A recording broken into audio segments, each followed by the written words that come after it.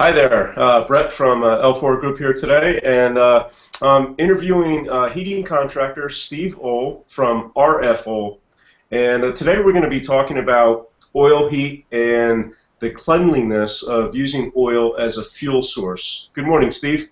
Morning, how are you? Awesome. So Steve runs a heating contracting business as well as a heating oil delivery company and a heck of a lot more. So Steve, how about you give everybody the scoop on what RFO does because you guys do a ton of stuff and you'll do it more justice than I will. Sure. We are a heating oil and propane delivery company. We also have a full service HVAC division that we can do installations and service on any heating or cooling system, whether it's heating oil, propane, natural gas. We even do wood pellets. We also have a hearth and patio showroom where you can come in and touch and feel the various different kinds of HVAC equipment that you're looking at, whether it's an air conditioning system, a mini split, heat pump, a whole house unit. We have all these things on display, including Renai water heaters, on-demand water heating. And we also have in the Hearth and Patio showroom barbecue grills, outdoor products like fire pits, retractable awnings, and we have uh, fireplaces and space heaters that run on propane or natural gas or wood pellets. So there's a wide array of items that we have in our showroom. So yeah, you definitely have to check that out. Yeah, actually, right behind you in the video, there's a couple fireplaces. Yeah, and like I said, I mean, you've just got a ton of stuff in the showroom. So that's awesome.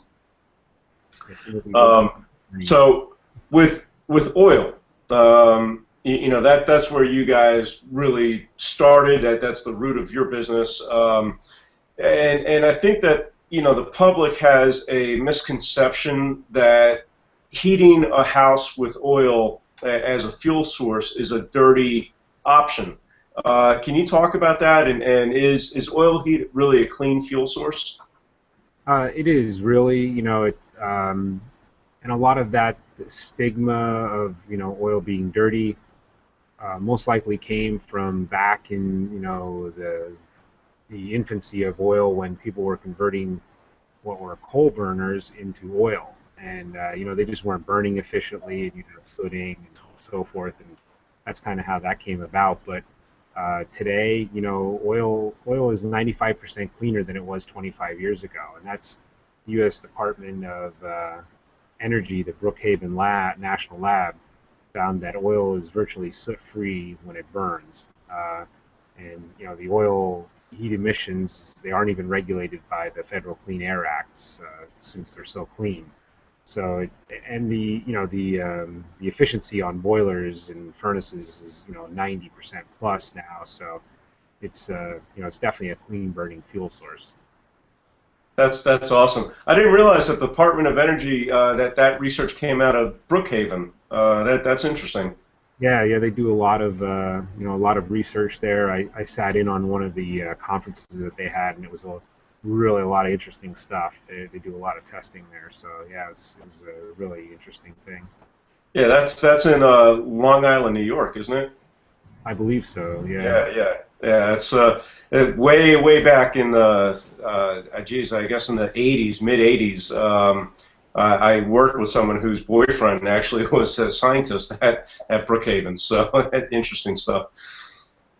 Yeah, So those guys know a lot, and when they talk, you sometimes have to ask a lot of questions.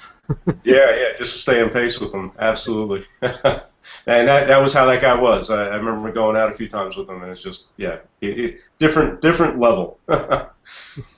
So, now, what about additives? Do you guys use additives in your fuel? And can you talk about the benefits of additives? Yeah, we use a product called Blue Heat Organoban. We've been using it for over 25 years, and it helps keep the lines clean, the filters, the burner heads, the whole fuel system basically. And when we first started using that back in the 80s, there was a lot of disbelief amongst what were local independent heating contractors at the time, usually one or two man outfits, and they just didn't believe that this would work. We actually had, I think, at one time, 7 or 8 of these independent contractors who were, changing out, furnaces and tune-ups for us and different things back then. And they all swore by, the additive. Once they saw how it cleaned the system for customers, and they would remove the filter and they would tell us that they could pretty much put the filter back in if they wanted to. It was that clean. So that really speaks to the power of it. And using the additive will help you in the wintertime too, because it's as long as you do a tune-up, that's one of the big things is doing your annual tune-up, and then in conjunction with that, using the additive.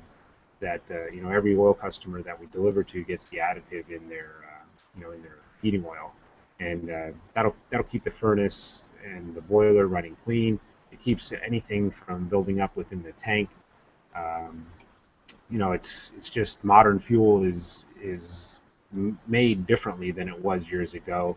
So it's kind of like you're putting a stabilizer in your gas engine, for like say your lawnmower before you park it for the winter. Kind of the same scenario. You want to use the additive, and uh, your fuel system is used. Most people use it year round, but in the summertime it may be you're not using as much. So you definitely want to have an additive in your fuel tanks. It'll help keep things running better, smoother, and it'll prevent. It's kind of a preventive maintenance plan. Sure. Yeah, that makes sense. And so in addition to helping things run smoother and keep it cleaner, I got to imagine that there's an impact on the efficiency as well. That just helps to keep the systems running more efficient. Yeah, it actually prevents buildup of carbon, and that'll. What happens when you have carbon buildup? There's not enough heat transfer, so you're losing heat that you're paying for. You paid for the fuel to make the heat, and you're not transferring that heat to where it has to go. So that helps prevent the carbon from building up. It's kind of like if you ever had a radiator problem on a car, and you have a gunked up radiator, and it's just not transferring the heat. Well, your car overheats. Kind of the same principle in this, except it's in reverse. You want to dispel the heat out into where it's supposed to go. So very important part of it is to prevent the carbon buildup, and it adds to your efficiency of your burner, boiler, or furnace. Awesome. Yeah, that makes a lot of sense. So, and talking about your furnace and getting ready for the season. I mean, it's October 2nd right now. It's starting to get cold. What are some things that homeowners should do in order to keep their heating system operating and get it working at its optimal efficiency? One of the main things is do an annual tune-up. Call your HVAC company or your heating specialist, whoever it is that you use, and make an appointment with them to have an annual tune-up.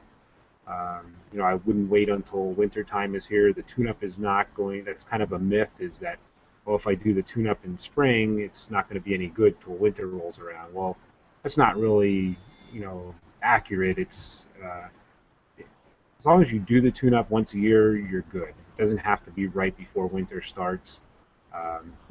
It's just that you want to have it done annually, and most companies will send you a reminder card or something. It's kind of like when you go to the dentist, he hands you the hey, this is your next appointment. So you'll usually get that card in the mail or a phone call or something, and don't ignore it. You definitely want to get that tune-up performed. They even have annual maintenance plans and different things like that. I'm sure if you give your heating contractor a call, they'd be able to help you out. But you'll definitely notice a difference, if you don't do it, because you could have rumbling or other things going on. So you don't want to ignore those things. If you hear noises, a lot of people think, oh, that'll go away. It's kind of like the car. If the brake's making noise, take it to the shop. There's probably a reason. So preventative maintenance is definitely the key. That's my main stress point when I talk with people is definitely have that annual maintenance performed. Awesome, awesome. So, if somebody wanted to contact you guys, how about you give everybody your contact information, your web address, phone number, your location, so that way they can, reach out to you and get started. Sure. Our address is 400 Interchange Road, Lehighton, PA. That's Route 209. We're right next to Wentz Auto Body. Our website is www.rfohl.com. Phone number is 610-377-1098. And we have multiple points of contact on our website. We have Facebook, Twitter accounts. If you go on there, you can link to them. Also, you can email us. Our email is info@rfohl.com. So yeah, definitely give us a call. And one last thing, I had this guide here. I don't know if you can see this, but you should be able to get something like this from your potential, if you're looking at this from maybe your realtor or your heating oil company in your area. Ask them. They should have something like this that they can give you some kind of information that's more in depth and answer all of your questions. So there's a lot of things out there, and they're great products. Awesome, that's great. And I also want to just point out that in the description below the video, I have your web address and your phone number, so people can access it that way as well. So, Steve, thanks for taking time out of your day to talk about oil and where oil is today versus where it was 20 years ago. Thank you. All right, have a great day. You too. Bye. Bye.